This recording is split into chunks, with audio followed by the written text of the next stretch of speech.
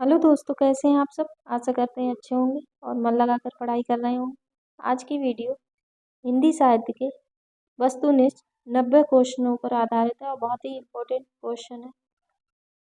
तो क्वेश्चन पसंद आए तो लाइक सब्सक्राइब जरूर करना। क्वेश्चन में कोई डाउट हो तो कमेंट के माध्यम से बोल सकते हैं, तुरंत आंसर देंगे। पहला क्वेश्चन है, हिंदी साहित्य का इतिहास सर्वप्रथम किसने लिखा था। गारसादा दासी ने लिखा था। यहाँ पे एक कूट दिया गया है, सुमेलित कीजिए। तो नामकरण इतिहासकार दिए हैं। तो पहला है, वीर गाथा काल किसने कहा। रामचंद्र शुक्ल ने कहा। आदिकाल हजारी प्रसाद द्विवेदी ने कहा है। सिद्ध सामंत काल किसने कहा है। राहुल संकृत्यायन ने कहा है। चारण संधि एवं चारण काल किसने कहा है। तो यहाँ पे राम कुमार वर्मा होंगे। तो इसका कूट सही होगा 2 4 1 3। 2 4 1 3 ऑप्शन किसमें है। 2 4 1 3 ऑप्शन सी सही होगा। रामचंद्र शुक्ल ने हिंदी साहित्य के इतिहास को कितने कालों में विभाजित किया है। तो इन्होंने 4 कालों में विभाजित किया है। ऑप्शन डी सही है इसका आंसर।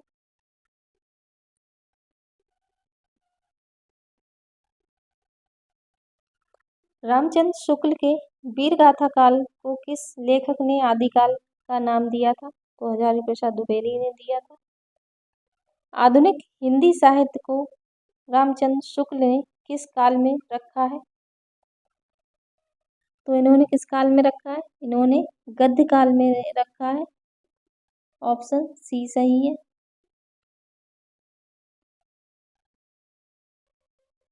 आज की वीडियो बहुत शोर की वजह से 2 बार उसमें आवाज़ें आ रही थी, इसलिए कट करनी पड़ी, तभी लेट हो गई, तो इसके लिए क्षमा चाहेंगे। तो इसका क्वेश्चन नंबर 6, हिंदी साहित्य के इतिहास को सर्वप्रथम कालक्रम के अनुसार विभाजित करने वाले लेखक निम्न में से कौन है। तो सर्वप्रथम कालक्रम के अनुसार किसने विभाजित किया था। जॉर्ज ग्रियर्सन ने। किस लेखक ने आदिकाल को संधि काल और चारण काल नाम से 2 भागों में विभाजित किया है। तो किसने किया है। राम कुमार वर्मा ने किया है।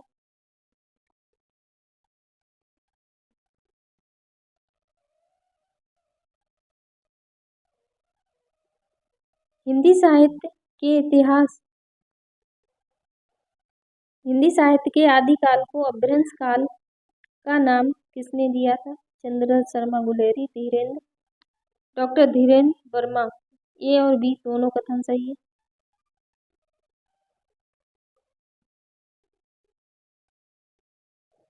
राहुल संकृत्यायन ने आदिकाल को क्या कहा है। सिद्ध सामंत काल कहा है। आचार्य रामचंद्र शुक्ल ने हिंदी साहित्य के प्रारंभिक युग को वीरगाथा काल इसलिए कहा है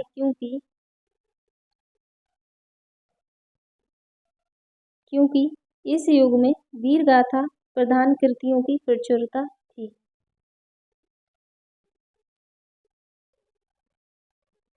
साहित्य का इतिहास जनता की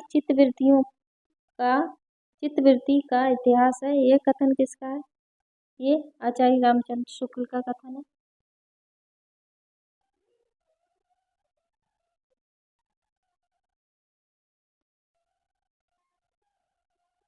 हिंदी साहित्य के इतिहास लेखन परंपरा का सूत्रपात निम्न में से किसने किया था। गारसादा दासी ने किया था। आचार्य रामचंद्र शुक्ल द्वारा रचित इतिहास ग्रंथ का नाम बताइए। तो इनका इतिहास है हिंदी साहित्य का इतिहास, ऑप्शन सी। रसमीमांसा भी इन्हीं की रचना है। हिंदी साहित्य का वैज्ञानिक इतिहास गणपति चंद्र गुप्त का है। हिंदी साहित्य का अतीत विश्वनाथ का है। चारों ऑप्शन क्लियर हो गए होंगे। इनमें से कौन सा सुमेलित नहीं है? तो पहला ही सुमेलित नहीं है। हिंदी साहित्य का वैज्ञानिक इतिहास अभी ऊपर आपको बताया था, डॉक्टर गणपति चंद्र गुप्त का है। यहाँ पे जॉर्ज ग्रेशन दे रखा है, तो ये गलत है, तो ऑप्शन ए सही है। बाकी ये सभी का मिलान सही है। शिव सिंह सरोज शिव सिंह सेंगर का है। राजस्थानी भाषा और साहित्य मोतीलाल मेनारिया का है। हिंदी साहित्य का वैज्ञानिक इतिहास डॉक्टर गणपति चंद्र गुप्त का है। ये दो तीनों विकल्प सही है। हिंदी साहित्य के सर्वप्रथम इतिहास ग्रंथ का काल रचना काल क्या था? तो सर्वप्रथम हिंदी साहित्य का ग्रंथ का समय क्या है? 1839 ईस्वी।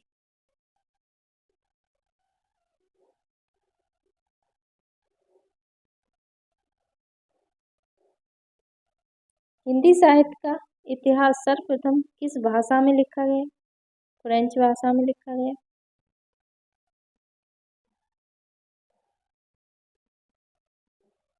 उस इतिहास ग्रंथ का नाम बताइए जिसमें लगभग 5000 कवियों का विवरण संकलित है। मिश्र बंधु विनोद में है। नागरी प्रचारणी सभा द्वारा प्रकाशित हिंदी साहित्य के वृद्ध इतिहास के कुल कितने खंड हैं? 15 हैं, 12 हैं, 10 हैं, 18 हैं। तो ये सारे विकल्प गलत हैं। तो यहाँ पे विकल्प सही होगा 16। 16 खंड है, तो इसमें ऑप्शन कोई सही नहीं बैठ रहा है, तो आप लोग 16 खंड समझें।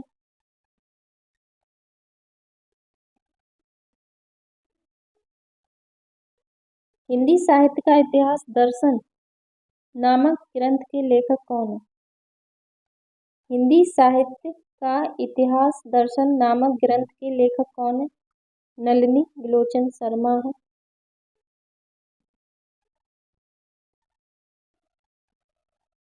रामचंद्र शुक्ल ने हिंदी रामचंद्र शुक्ल ने किस साहित्य को सांप्रदायिक शिक्षा मात्र कहकर वीरगाथा काल में नहीं सम्मिलित किया, किंतु हजारी प्रसाद द्विवेदी ने उसे आदिकाल के अंतर्गत स्वीकार किया है? तो नाथ साहित्य को, जैन साहित्य को, सिद्ध साहित्य को, तो ये सभी है। इसमें ऑप्शन डी सही होगा। सरस्वती पत्रिका का प्रकाशन कब प्रारंभ हुआ था? तो 1900 में। ऑप्शन बी सही है।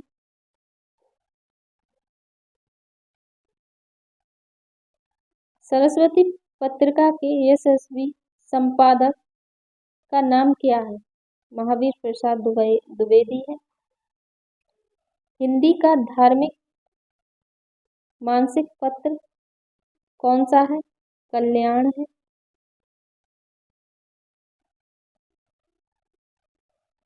हिंदी साहित्य के युग हिंदी साहित्य के किस युग को स्वर्ण काल कहा गया है? भक्ति काल को कहा गया है, किसने कहा है? स्वर्ण काल कहा है जॉर्ज ग्रियर्सन ने, और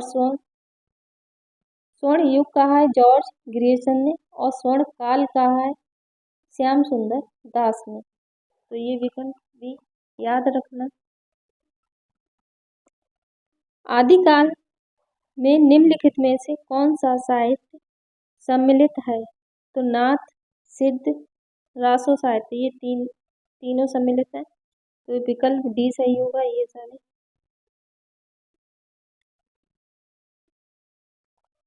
विशाल भारत के संपादक कौन है?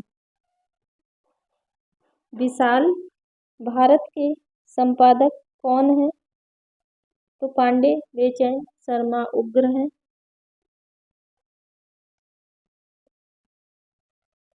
सॉरी, यहाँ पे वो एक क्वेश्चन और है, उसका आंसर बताने लग गए थे। तो विशाल भारत के संपादक बनारसी दास चतुर्वेदी है।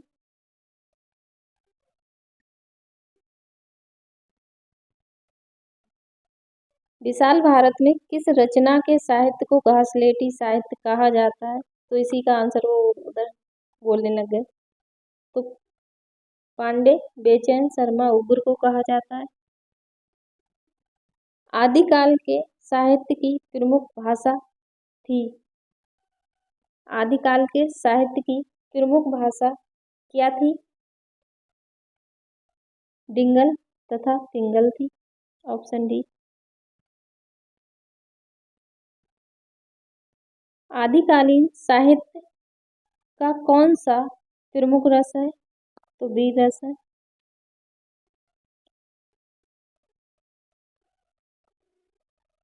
इसका सर्वप्रथम प्रमुख रस वीर रस है और श्रृंगार भी आता है।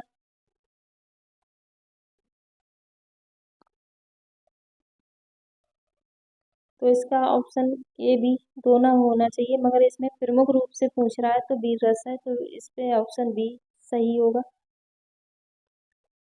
इनमें से निराला ने किस पत्रिका का संपादन किया है?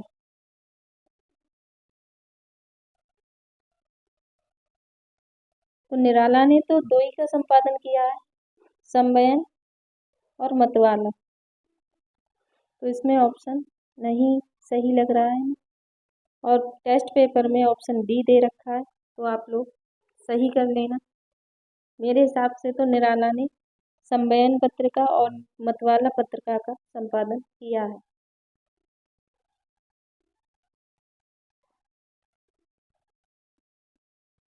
आचार्य महावीर प्रसाद द्विवेदी ने सरस्वती पत्रिका का संपादन कब से प्रारंभ किया था? 1903 से 1920 तक किया था। निम्नलिखित में से किस विद्वान ने पृथ्वीराज रासो को अप्रमाणिक काव्य ग्रंथ माना है? रामचंद्र शुक्ल ने माना है।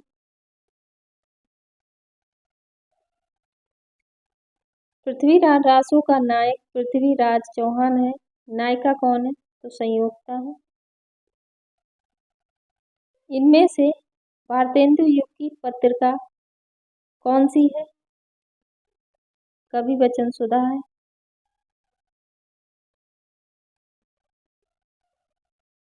आदिकाल के साहित्य में रासो का अर्थ क्या है?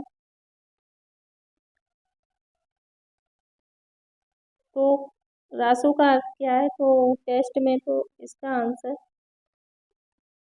वीर काव्य है और कहीं कहीं इसका विलास या कीड़ा दे रखा होता है।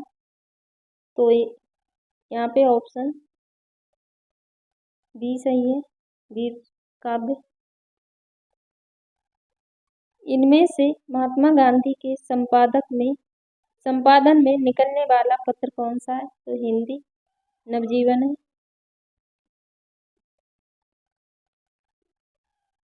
डॉक्टर धर्मवीर भारती किस साप्ताहिक के संपादक हैं? धर्मयुग के। राजकमल प्रकाशन की कौन सी पत्रिका डॉक्टर नामवर सिंह के संपादन में प्रकाशित हो रही है? आलोचना।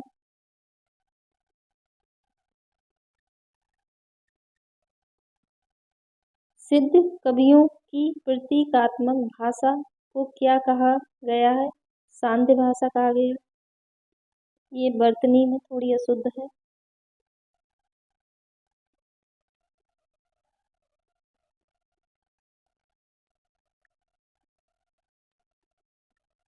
निम्नलिखित में से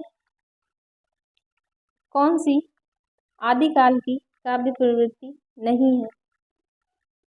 तो इनमें से आदिकाल की काव्य प्रवृत्ति कौन सी नहीं है, बताएं।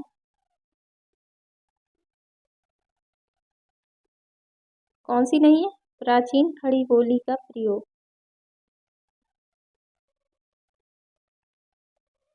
विद्यापति रचित पदावली की भाषा क्या थी? मैथिली थी।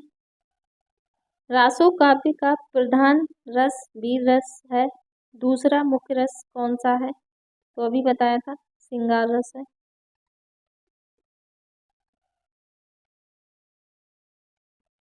आचार्य रामचंद्र शुक्ल ने निम्नलिखित में से किसे हिंदी का प्रथम महाकवि माना है? चंद्रवरदाई को माना है। गोरखनाथ किसके शिष्य थे? मसेंद्र नाथ के थे।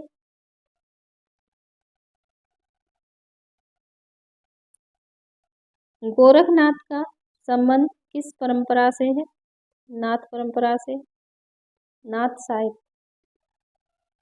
निम्नलिखित में से कौन सा रासो ग्रंथ उत्तर भारत में आलाखंड के नाम से लोकप्रिय है? परमार रासो है।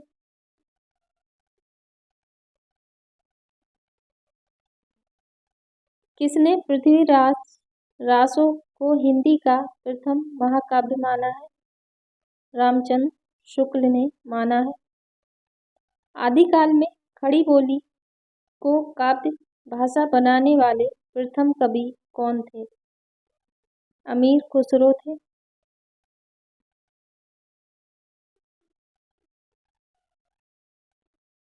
अपभ्रंश का भवभूति किस कवि को कहा गया है? पुष्पदंत को। अपभ्रंश का वाल्मीकि पूछे तो स्वयंभू। अपभ्रंश का वाल्मीकि किसे कहा गया है? स्वयंभू को।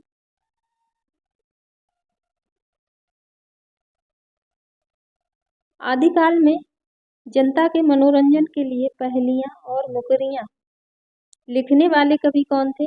अमीर खुसरो थे। नाथ संप्रदाय के प्रवर्तक कौन है? गोरखनाथ है।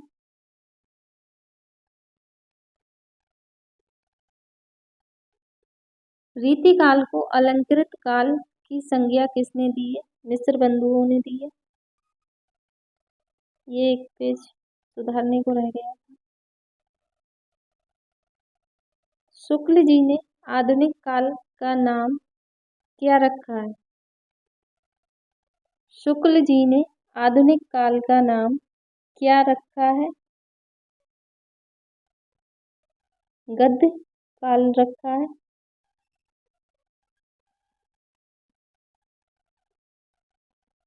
शुक्ल जी ने कालों का नामकरण किस आधार पर किया था? प्रवृत्ति की प्रधानता के आधार पर।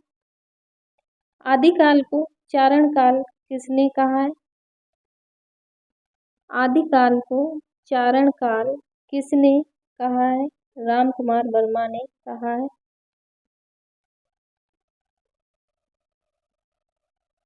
राहुल संकृत्यायन हिंदी का पहला कवि किसे मानते हैं? सहजपाद को मानते हैं।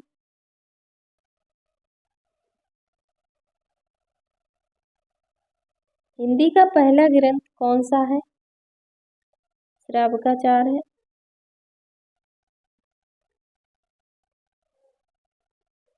श्रावकाचार के रचयिता कौन है? देवसेन है।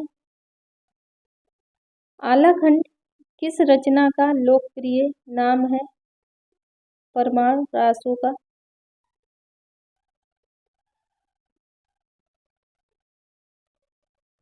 चंद्रवरदाई किस राजा के दरबारी कवि थे? राजा पृथ्वीराज के। मैथिली मैथिल कोकिल के नाम से कौन सा कवि प्रसिद्ध है? विद्यापति।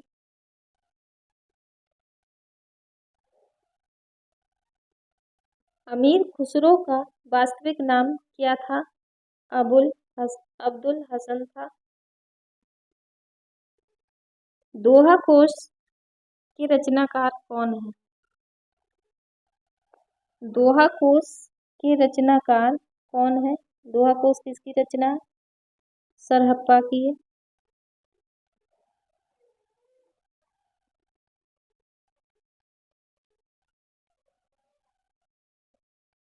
सरहप्पा को हिंदी का प्रथम कवि किसने माना है? राहुल संकृत्यायन ने माना है। मिस्र बंधु तीन भाइयों का संयुक्त नाम है। इनमें से कौन मिस्र बंधु में नहीं आता है? तो कौन नहीं आता है? ब्रह्मादेव बिहारी नहीं आते हैं, बाकी ये गणेश बिहारी, श्याम बिहारी, सुखदेव बिहारी तीनों आते हैं।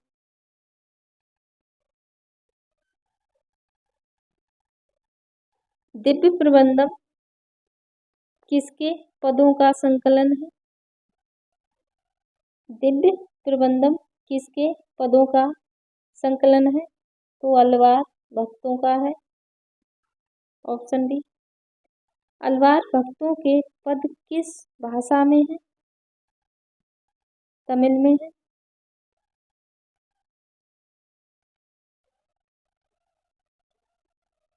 कबीर के गुरु का नाम क्या था? रामानंद था। कबीर का जन्म कब माना जाता है? 1398। ऑप्शन सी सही है। विशिष्ट द्वैतवाद के प्रतिपादक आचार्य कौन है? रामानुजाचार्य हैं। आचार्य रामचंद्र शुक्ल ने भक्ति काल का निर्धारण कब से कब तक किया है? तो इन्होंने 1375 से 1700 विक्रम संवत माना है।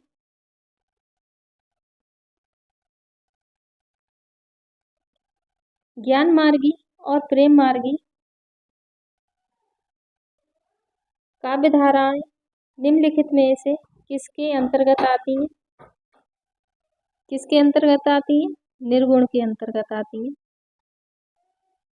भक्ति आंदोलन का आरंभ कहाँ से हुआ था? भक्ति आंदोलन का आरंभ कहाँ से हुआ था?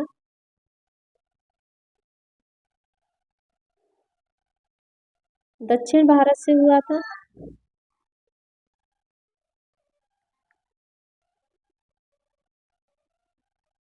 भक्ति काल का सर्वमान्य समय क्या है? 1375 से 1700 विक्रम संवत। आलवार भक्तों का मूल स्थान क्या था? आलवार भक्तों का मूल स्थान क्या था? दक्षिण भारत। आलवार भक्तों की संख्या कितनी मानी जाती है? 12।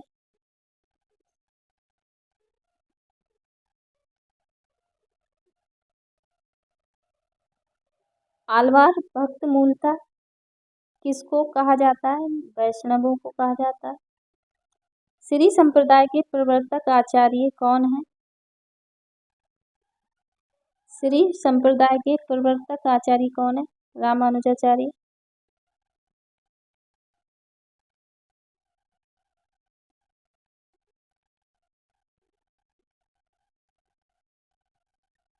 शुद्ध द्वैतवाद सिद्धांत के प्रतिपादक आचार्य कौन है? वल्लभाचार्य। द्वैतवाद के प्रवर्तक आचार्य कौन है? द्वैतवाद के प्रवर्तक आचार्य हैं माधवाचार्य।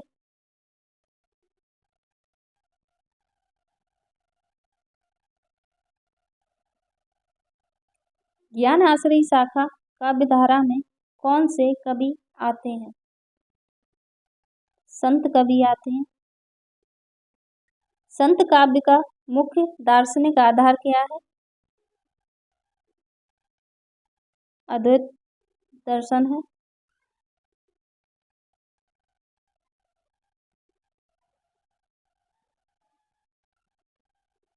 उत्तर भारत में भक्ति आंदोलन का प्रचार किसकी प्रेरणा से हुआ था? उत्तर भारत में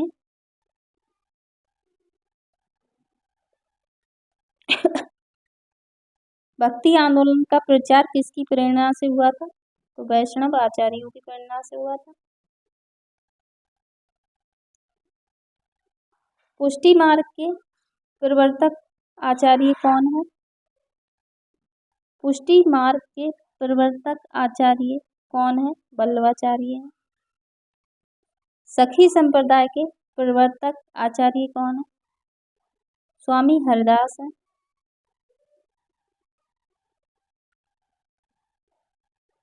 हिंदी भक्ति साहित्य की मुख्य काव्य धाराएं कितनी हैं? 4 हैं। सूफी काव्य धारा को किसने प्रेमाश्रयी शाखा कहा है? रामचंद्र शुक्ल ने कहा है। ऑप्शन डी सही है।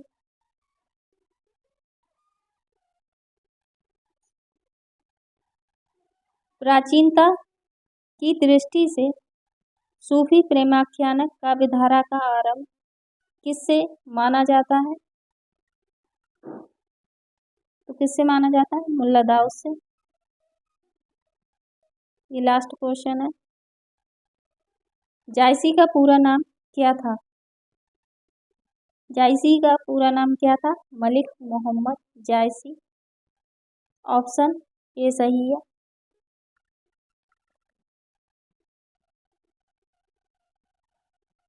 तो इसमें ऑप्शन 2 सही लग रहे हैं, ए और सी, मलिक मोहम्मद जायसी, मलिक मोहम्मद जायसी।